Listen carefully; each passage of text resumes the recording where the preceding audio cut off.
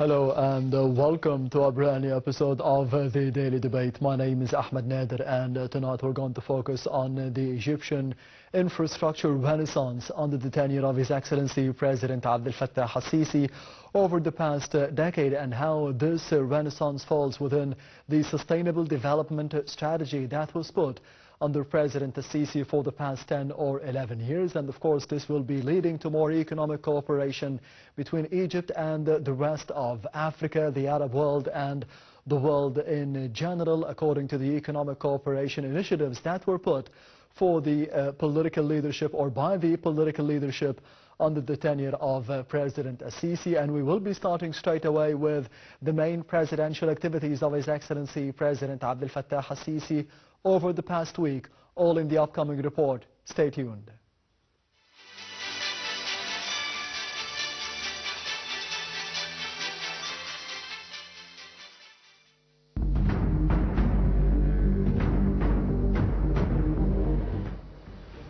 President Abdel Fattah al-Sisi, the Commander-in-Chief of the Armed Forces, convenes with a number of commanders and senior officials of the Armed Forces, the police force and different security apparatuses at the headquarters of the State Strategic Command Center and the new administrative capital. President al-Sisi meets with a number of press and media personalities together with the chairperson of the State Information Service. President Abdel Fattah al-Sisi makes an inspection visit to both the Egyptian Military Academy and the Horseback Riding Club incorporated within the headquarters of the State Strategic Command Center at the new administrative capital. President al-Sisi receives the Jordanian monarch King Abdullah ibn Hussein II as both leaders hold behind closed doors bilateral discussions, followed by an extended session of discussions with the participation of the delegations of both countries. President al-Sisi receives His Highness Prince Badr bin Abdullah bin Farhan Al Saud, the Minister of Culture in the Kingdom of Saudi Arabia. President al-Sisi, the Commander-in-Chief of the Armed Forces, attends the authority evaluation tests for those applying to join the Egyptian Military Academy or other military faculties. President al-Sisi receives the President of the Republic of Indonesia, Prabowo Subianto, as both presidents hold bilateral discussions, followed by extended sessions of discussions. President al-Sisi inaugurates the 11th summit of the D8 Organization for Economic Cooperation, held in the new administrative capital under the title Investing in Youth and Supporting Micro and Medium-Scale Projects towards forming tomorrow's economy. The inauguration takes place in the presence of the leaders of member states in the organization and a number of leaders of developing countries, as well as leaders of regional and international organizations. President al-Sisi holds an inspection visit to the headquarters of the Police Academy, where he was received by Major General Mahmoud Tawfiq, the Minister of Interior, along with a number of commanders and senior officials of the Police Academy and Ministry of Interior.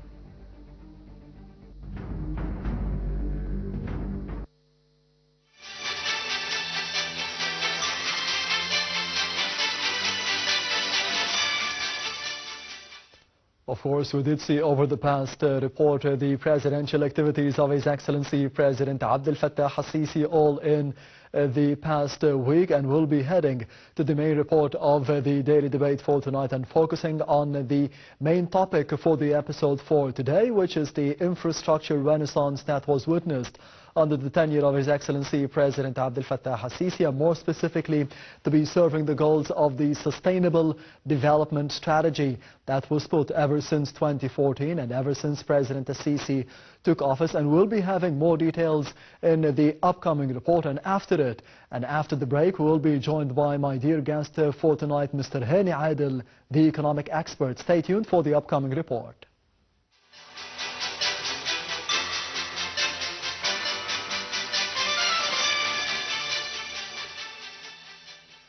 In 2024, Egypt witnessed a transformative leap in infrastructure development, aligning with President Abdel Fattah el-Sisi's strategic vision to enhance citizens' quality of life and stimulate economic growth.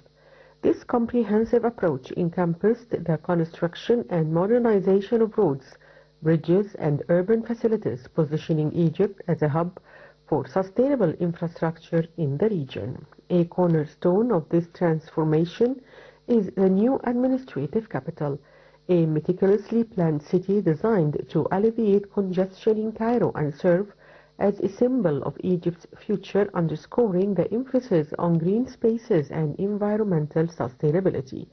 President Sisi's infrastructure agenda also prioritizes transportation networks to bolster connectivity and economic integration.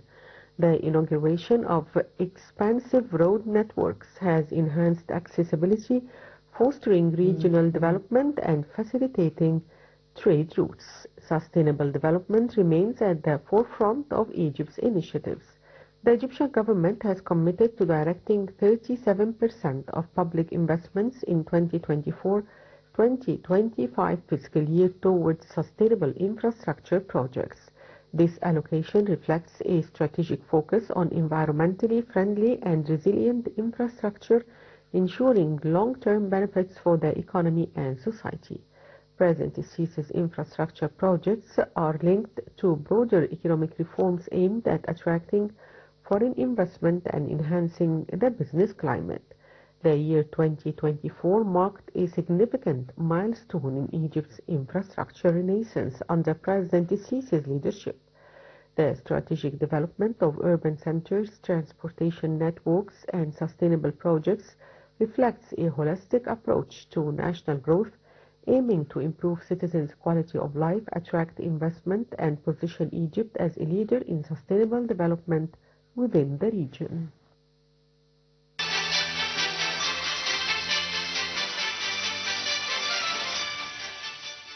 Welcome back. You're still watching the Daily Debate, and I'm honored to be joined today. Over the program for tonight is Mr. Hany, Adel, the economic and the banking expert. Thank you very much for being with us tonight. It's my pleasure, Rahman. The pleasure is all mine. Of course, we did see over the past report the importance of the strategy of Egypt, the strategy of the political leadership to be having a sustainable development for the upcoming generations as well. What is the correlation between the infrastructure projects that we have seen over the past 10 or 11 years and its correlation with the economic reforms that were implemented simultaneously at the same time?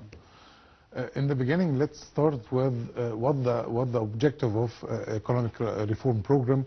It's to develop the Egyptian economy and to enhance the economy and to open more doors for the private sector in order to participate or increase their participation in the Egyptian economy. Yes.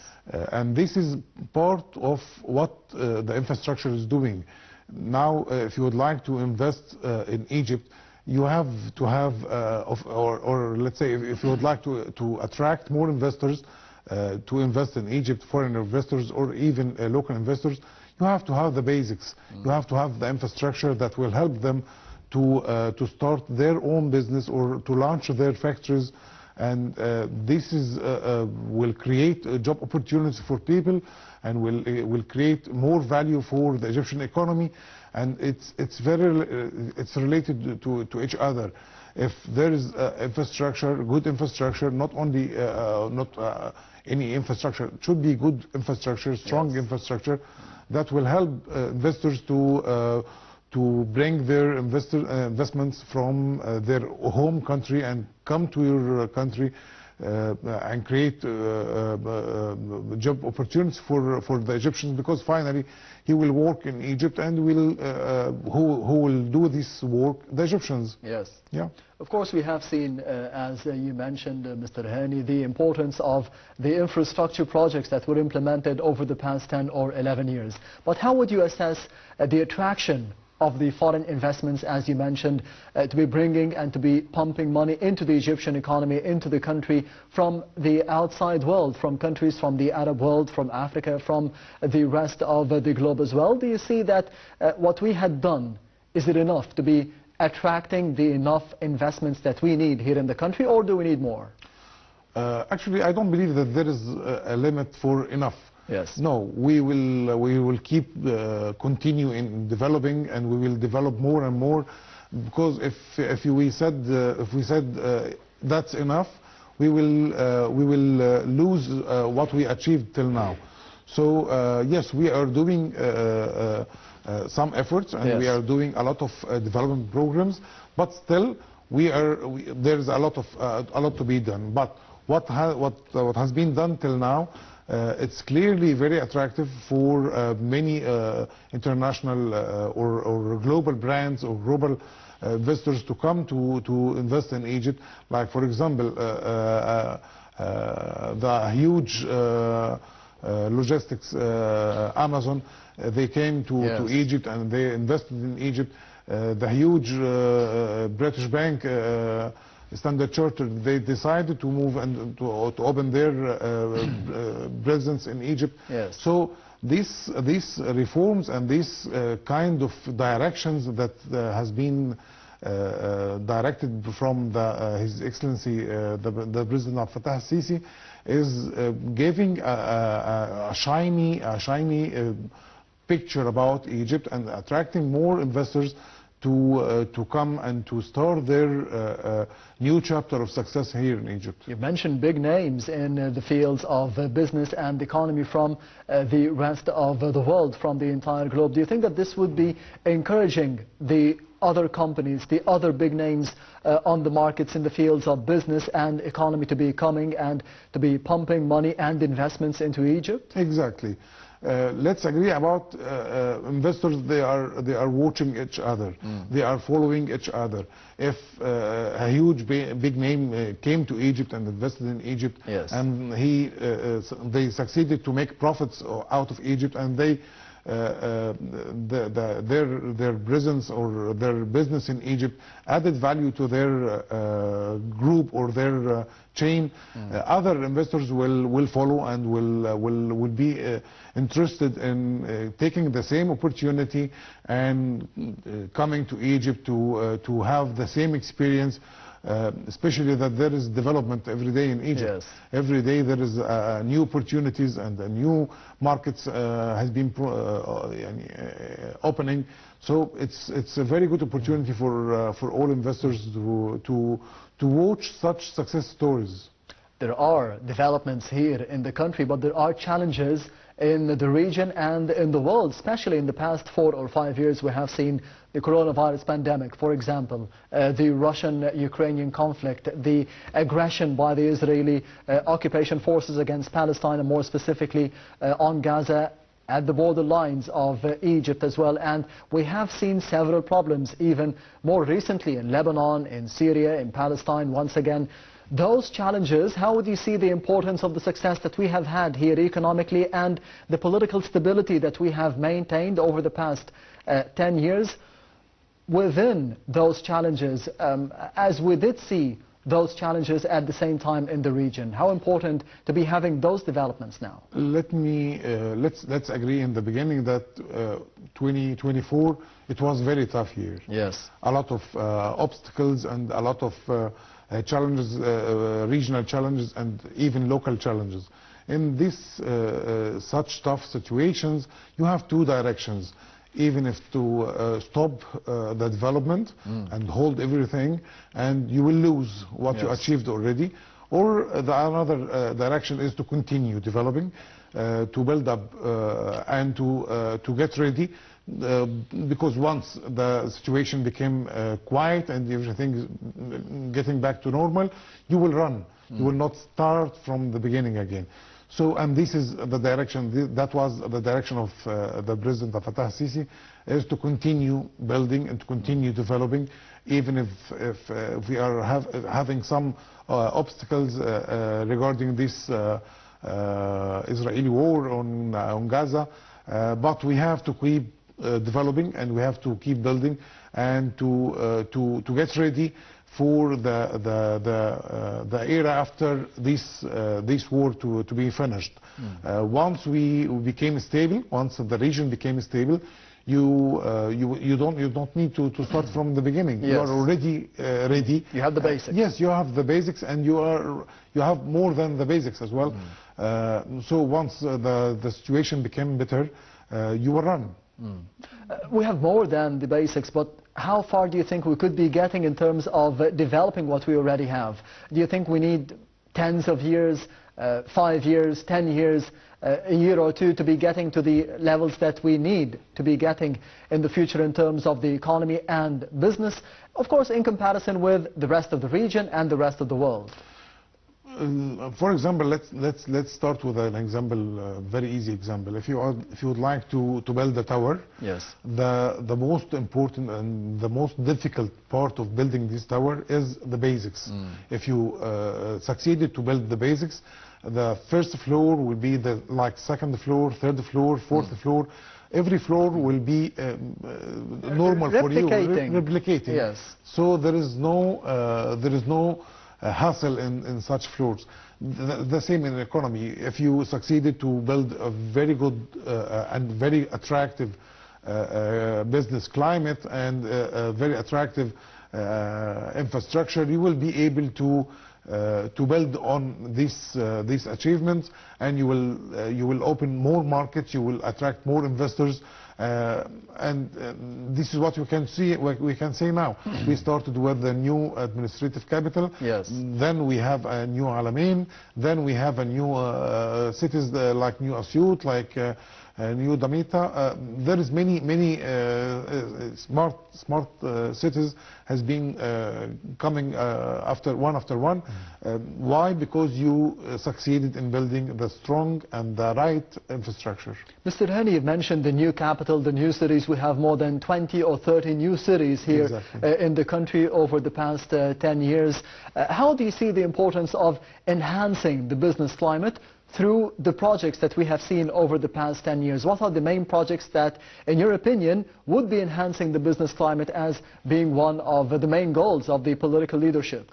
How I see these new cities, it used to be a piece of land in desert, and then you developed this piece of land and you invested in infrastructure. You invited investors to come to invest in these new lands. Yes. And then it became it has been transformed from piece of land in desert to be a paradise. It's a paradise for both people the Egyptians who's living in these new cities, and for investment as well. The investor who would like to invest in a new modern city, smart city, green city, definitely will look at the Egyptian market and will see how these cities will add value for him and for the profitability of his company as well. Here, due to these 23 or maybe 25 cities that you mentioned, yes, you opened more projects, and these projects need some laborers to work for developing these cities, and these projects and these cities would need more companies to provide services and goods for the consumers who is living in these cities. So if you can see that it's cycle, you started with a piece of land in desert and became a huge city like the new administrative capital. Yes, Mr. Hany, that's a very important topic that you mentioned. It's not just about the investments and the private sector. It's not just building a new capital, building new cities for the sake of the possible or the potential investors coming from outside of Egypt to be pumping investments and money into the country. It's more about the quality of life for the citizens here this is what I in want the country. To say. It's about concept. It's a new concept. So they call it they call such cities as fourth generation cities. It's a smart city, green city, well planned, well established. So you are building for future, not for the current situation, not for only for now. No, it's for the future. Such cities will live for maybe 70 or 80 years until you need to develop it again. Does this mean that the citizen here in Egypt would not be feeling the effects of what has happened over the past 10 years now? It would be taking a decade or two to be feeling the positive effects? No, they will start feeling the effects from now, because like for example, the effects of the reform, the economy reform programs, yes, already we are enjoying it now.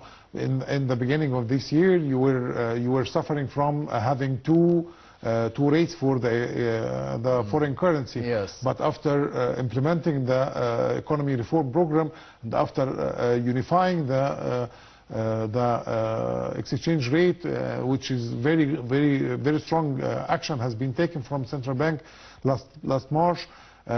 People now, they are afford to go to the bank and take dollars as much as they need. So there is the results. People can watch it now.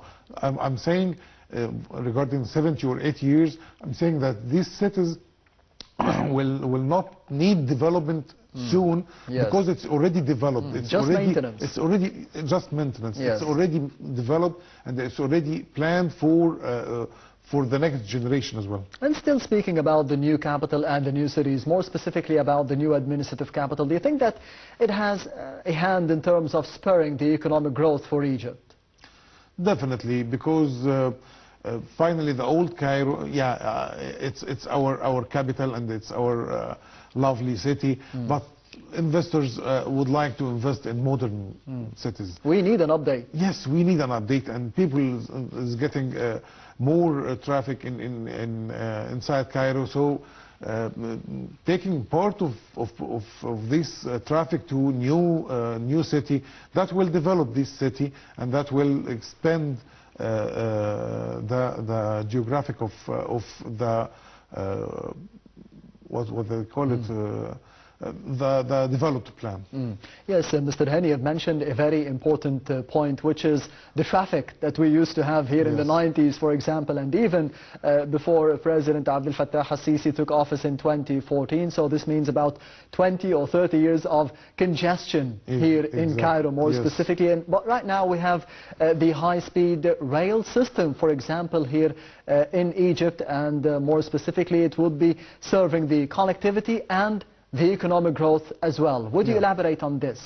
This high-speed rail, it's connecting between east and west. Yes. It's coming from Matruh until reaching Al Sokhna and Suez. And this will not only serve for individuals, it will not only for tourism, it will also support the logistics and the shipping of goods from east of Egypt to west, and the opposite as well. So you are linking between every city in the country, and that will facilitate the movement of the people and movement of goods as well. And definitely, if you are an investor and your business coming from Suez port or Ain Sokhna port, and you would like to sell your goods in North Coast or Alexandria or in Matruh, this is the best way for you to ship your goods from the port until reaching Alexandria or North Coast. So it's very important because it's linking also between ports and together. There's a station in Alexandria, and there's another station in Sokhna. Yes. And there is a port here, and there is another port there. So it will help in the trading activity, not only locally, but you can use it also for regional trading as well. Yes, Mr. Hany, Adel, the economic and the banking expert. Please allow me to be going to the other report of the daily debate for tonight, focusing on President Abdel Fattah al-Sisi's initiatives for the economic cooperation. We'll be having more details regarding such an important topic and what had happened over the past decade here in the country in this field, all in the upcoming report. Stay tuned.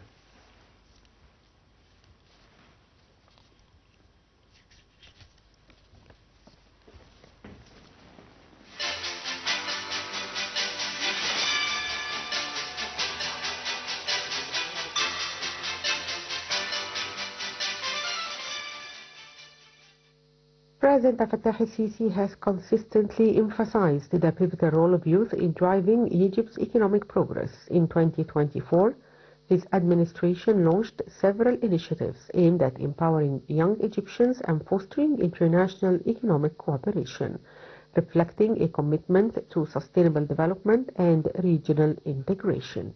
At the 11th summit of the D8 Organization for Economic Cooperation, President el-Sisi announced 4 key initiatives to enhance collaboration among member states. These initiatives include the creation of a diplomatic leadership network to train young diplomats, the promotion of educational innovation through technology, the establishment of a network for economic think tanks to exchange strategies, and the organization of periodic meetings for health ministers to discuss advancements in healthcare technologies. A significant focus of these initiatives is the support and development of small and medium enterprises, recognized as vital engines for economic growth and employment. President el-Sisi highlighted Egypt's successful programs such as Hayat Karima and Takaful and Karama, which have improved the infrastructure and social welfare, providing models that can be shared with other nations to stimulate SME development. In addition to promoting SMEs, President el-Sisi underscored the importance of trade among G8 member states. He confirmed Egypt's intention to ratify the G8 Preferential Trade Agreement, aiming to reduce trade barriers and enhance economic integration. This move is expected to open new markets for Egyptian products, create job opportunities, and contribute to the nation's economic resilience. The emphasis on youth empowerment is further evident in domestic policies focusing on education and skill development. By investing in educational innovation and technology, the government seeks to equip young Egyptians with the necessary skills to compete in a globalized economy. This strategy includes enhancing vocational training and expanding access to quality education, ensuring that the youth are prepared to contribute effectively to national development. President el-Sisi's initiatives in 2024 demonstrate a comprehensive approach to empowering youth and enhancing economic cooperation. By focusing on education, SME development, trade integration, and social protection, these policies aim to build a resilient and inclusive economy, positioning Egypt for sustained growth and active participation in regional and global affairs.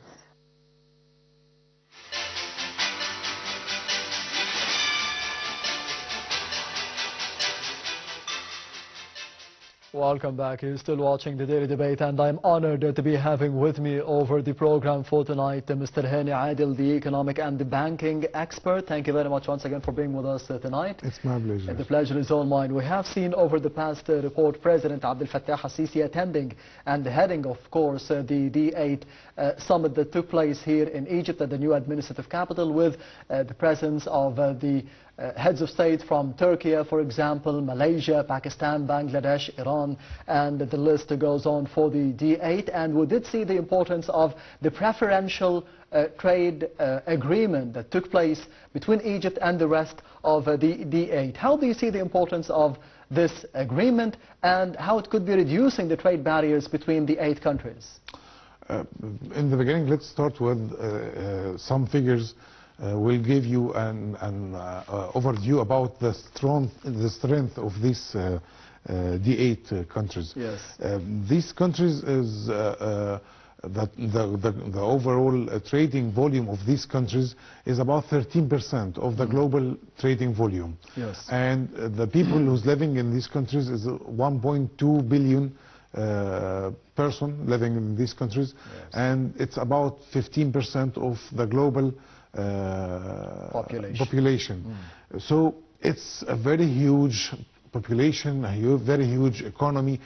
Having a strong relation and trading between these countries will open market for the Egyptian exports and the Egyptian factories in order to cooperate and to deal with these countries and their competitors or their partners in another markets. This also will help us in importing the raw materials. Yes. These countries are very rich with raw materials, so it will open another door for you to import raw materials from different companies, from different countries and from different markets. Maybe you were not dealing with them before. Another very important point of this D8 summit, sharing experiences. There is a lot of experiences that they have in these countries, and we also have our own experiences. Yes. And sharing these experiences will develop both sides. It's a win-win situation. Yes. Like, for example, Bangladesh, they have a very important experience in the micro projects and microfinance. So if such experiences has been shared and exchanged, we will help our small and medium enterprises here to start dealing with these markets and start learning from these markets as well.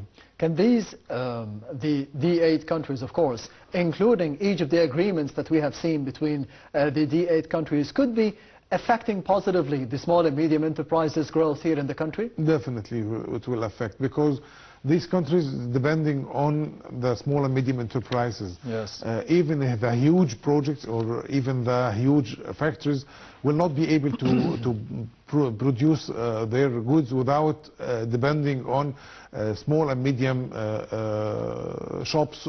workshops or factories, small factories that will provide minor items that will accumulate in a full product. So definitely that will help the small and medium enterprises in Egypt. If we return to the main projects that were implemented during the tenure of President Sisi over the past 10 years, we have the Suez Canal Economic Zone. How do you see the importance of such, as you mentioned, a concept, such a vision, to be having more projects on the line of the Suez Canal, not just the Suez Canal and the new Suez Canal that was dug under the tenure of President Sisi? The importance of the Suez Canal economic area is coming from the location. Our geographic location is very promising. You are connecting Europe with the West. You are connecting Middle East with Africa. So being able to establish 4 industrial areas within Suez Canal, 6 ports within Suez Canal, that will help you to attract more investors from the global market in order to come to have their factories inside this free zone, in order to reach Middle East, to reach Africa, to reach Europe. So in a few days we were witnessing Indonesia. They are signing a new protocol with Egypt to start their presence in Suez Canal.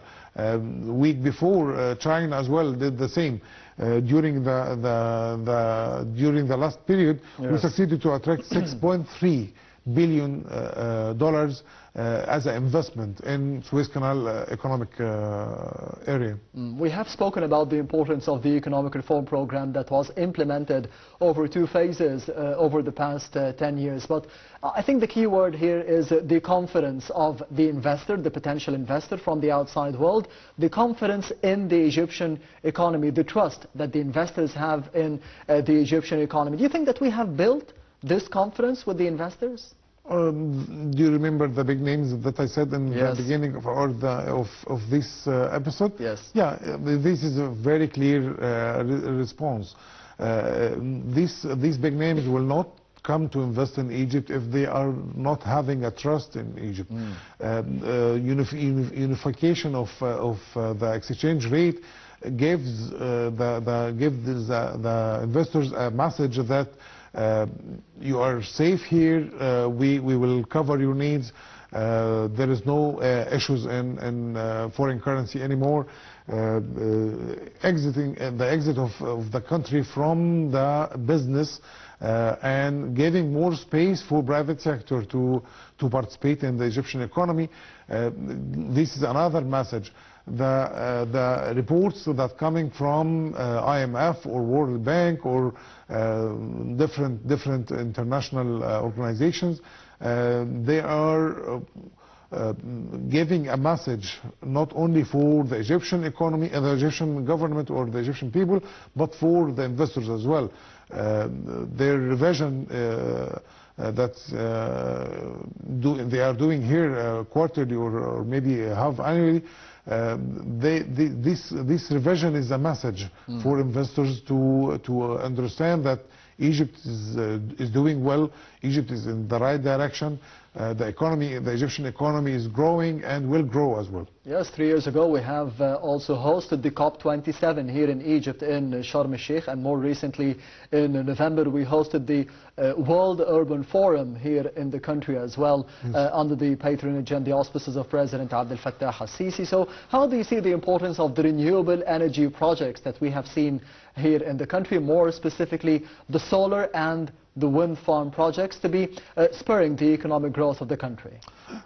Depending on the renewable energy is very important, not only because that will reduce the cost of depending on gas and fuel as well, but it's important because it's opening another opportunity for exporting the green hydrogen. Yes. The green hydrogen is became very important fuel now, and expanding our investment in renewable energy, that will give us an opportunity to produce this green hydrogen and export it to Europe and to different markets, especially because it's a clean, friendly, environment friendly fuel. So all the countries now is focusing on climate change, and they are giving a very good attention to changing the kind of fuels that they are using in order to reduce the population. On the other hand, we know that we have a big drive by the political leadership to be having digital infrastructure, more and bigger and better digital infrastructure, making Egypt a technology hub. What is the importance of having, as you mentioned throughout the course of the episode, the 4G or the fourth generation cities? Not the technology. We have cities that are built on this technology, the digital transformation that we have seen. What is the importance of it for the economy? You are living in the digital era. The digital economy now became the most growing economy globally. Digital applications and digital solutions, e-commerce, all of these solutions became the most growing businesses sectors. And these business sectors to be growing like that and to be growing more, it needs calibers and need to invest in human. So if you would like to be ready for or to get better results of this digital economy, you need to prepare your people. You need to develop them. You need to enhance their experience and give them the new experience that is needed for such digital transformation. And this is the main objective of Digital Egypt initiative that has been launched by His Excellency President Abdel Fattah al-Sisi. And finally, Mr. Hany, as we are approaching a new year in 2025, how do you think we need a more competitive economy here in Egypt? How can we be getting to this benchmark? Basically, we need to work more. People need to understand that as long as you spend efforts in building your own products, in manufacturing your own products, that will help you in developing your factory and reducing the cost of importing products from outside. So I think in 2025 we will have a good opportunity to get fruits of this investments that we spend in infrastructure and in reform programs as well. So hopefully things will be better, inshallah, in 2025. Yes, hopefully. Mr. Hany, Adel, the banker and the economic expert, thank you very much for being with us tonight on the Daily Debate. It's my pleasure. The Thank pleasure you so is much. all Ahmed. mine. Thank you. And this brings us to the end of the Daily Debate for tonight. Thank you for watching, and I'll be seeing you tomorrow.